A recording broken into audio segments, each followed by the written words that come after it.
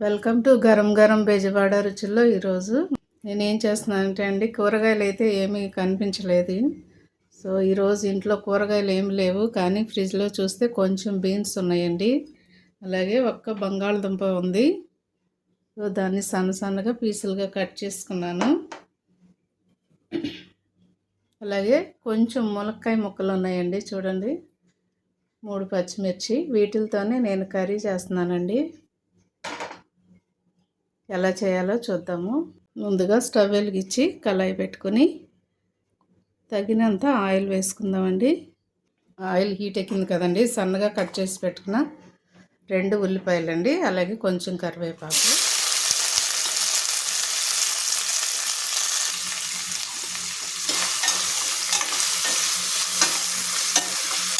ఈ త్వరగా కొంచెం వేగేంత వరకు కూడా స్టవ్ మీడియంలో పెట్టి వేయించండి. సన్నగా కట్ చేసి పెట్టుకున్న 3 టమాటాలు వేస్తున్నానండి.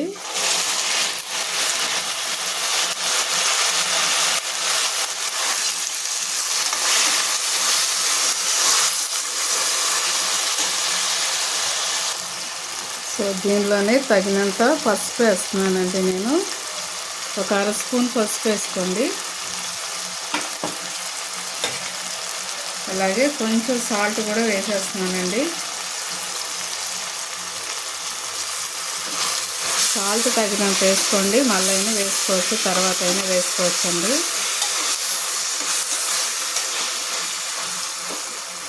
ఇవన్నీ కూడా చక్కగా మగ్గిపోనివ్వండి. ఆయిల్లో మగ్గితేనే కూర బాగుంటుందండి. ఒక్కోసారి మనం కూరగాయలు లేనప్పుడు ఫ్రిడ్జ్ ఒకసారి చూడండి, కవర్లో కానీ డబ్బాల్లో మనం పెడితే మర్చిపోతూ ఉంటాము. లేకపోతే మనం కూరగాయలు తెచ్చుకున్నప్పుడు కొంచెం తీసి పక్కన పెట్టుకున్నాం అనుకోండి, ఇలాంటి కూరగాయలు లేని టైంలో అవి ఉపయోగపడతాయి. సో ఈరోజు నాకు ఇవి ఉపయోగపడేయండి. కొంచెమే ఉన్నాయి అన్నీ కూడా. సో ఈరోజు కర్రీ నేను ఎలా చేస్తున్నానో చూడండి, చాలా టేస్ట్ బాగుంటుందండి. అన్ని రకాలు వేసి చేస్తున్నాను కదా. సో నేను దీనిలో బంగాళదుంప ముక్కలు వేసేస్తున్నానండి. అలాగే బీన్స్ ముక్కలు కూడా వేసేస్తున్నాను. నీట్గా కట్ చేసి కడగండి, శుభ్రంగా కడగండి. అలాగే మునక్కాయ ముక్కలు, పచ్చిమిర్చి కూడా వేసేస్తున్నానండి.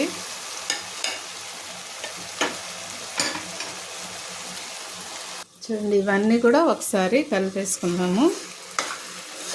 కలిపేసి మూత పెట్టేసేయండి. మూత పెట్టేస్తే చక్కగా మగ్గిపోతుందండి ఆయిల్లో.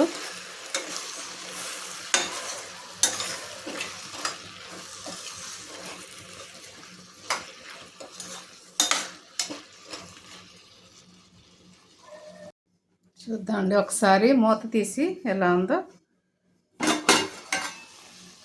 తగినంత కారం వేసేసుకోండి.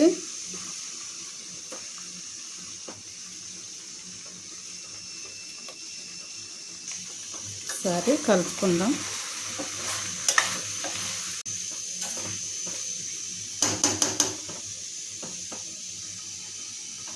చూడండి, తగినంత వాటర్ పోసేస్తున్నాను.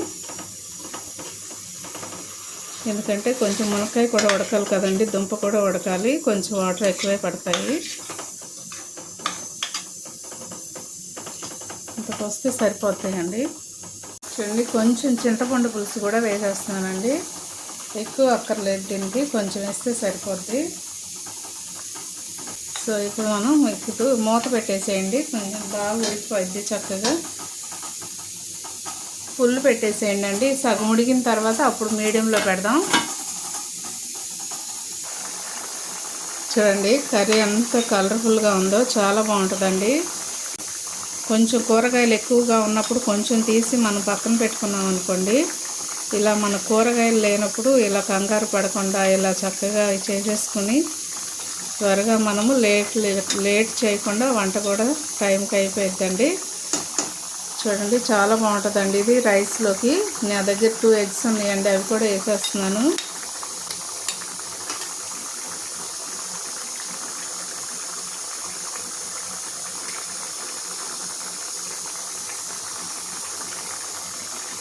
చూడండి, జాబ్స్కి వెళ్ళే వాళ్ళకి, పనులకు వెళ్ళే వాళ్ళకి ఇలాగ చక్కగా ఉపయోగపడతాయండి. మనం వెతుక్కోకుండా కూరగాయలకి. సో ఇలా ట్రై చేయండి అందరు కూడా. గుడ్డు వేసిన తర్వాత కూర కదపకండి. అలా చక్కగా మనం స్టవ్ మీడియంలో పెట్టేసుకున్నాం అనుకోండి, మూత పెట్టేస్తే చక్కగా ఉడికిపోయిద్దండి. కూర కూడా చాలా బాగుంటుంది ఇలా ఉడికితే. పెద్దగా మంట పెట్టేసామనుకోండి కర్రీ అంతగా బాగోదండి టేస్ట్.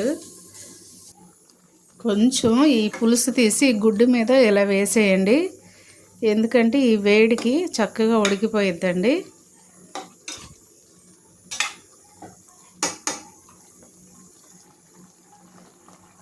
సో ఒకసారి మూత తీసి చూద్దామండి.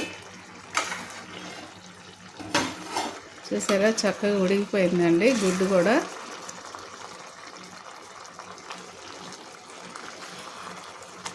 గుడ్డు కూడా చక్కగా ఉడికిపోయింది, కర్రీ కూడా రెడీ అయిపోయిందండి. కొంచెం కొత్తిమీర కూడా వేసేస్తున్నానండి. స్టవ్ కట్టేసేస్తున్నాను. మీరు కూడా తప్పకుండా ట్రై చేయండి, ఎందుకంటే ఈ కర్రీ చాలా బాగుంటుందండి. మా ఛానల్ని మర్చిపోవద్దండి. గరం గరం బెజవాడ రుచులు. సబ్స్క్రైబ్ చేయని వారంటే సబ్స్క్రైబ్ చేయండి, షేర్ చేయండి, లైక్ చేయండి. Thank you.